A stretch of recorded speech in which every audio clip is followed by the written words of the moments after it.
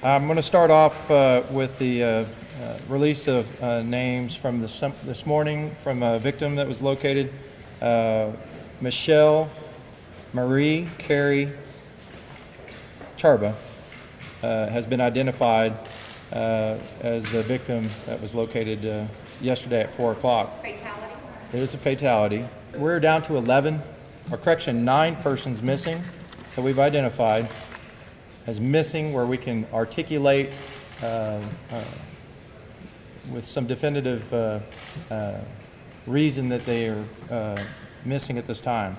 And since this morning when the power came up, the internet connections and all those sorts of things across the county are starting to get reestablished.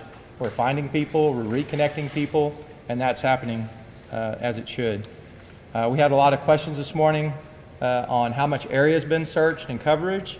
We're at 3,600 acres and 26 river miles have been searched to date. Right now we have volunteer centers, resource centers set up in Wimberley, Texas at the Cypress Creek Church, 211 Stillwater, again open 9 to 5. We have to have, especially folks that come in to help out individually, need to check in with that center.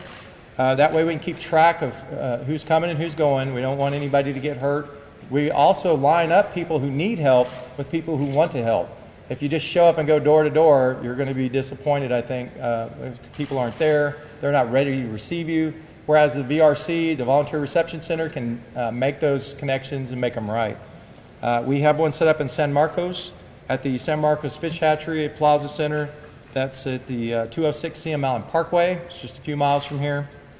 Debris management is one of the next phases that we're having to that we need to talk about. That's a recovery thing that we have to deal with.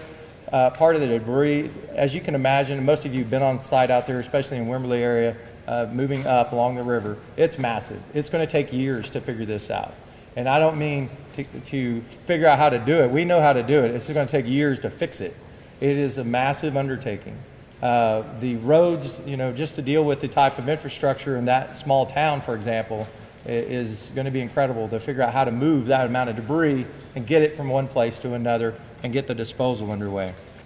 In the middle of everything this afternoon, I'm sure y'all saw that Blanco County had a tornado come through. Blanco County got a pretty good hit. I've talked with Chris up there, the emergency management coordinator, and we're trying to make sure the resourcing is equitable, make sure we get everything. The people who need things, they're going to get it.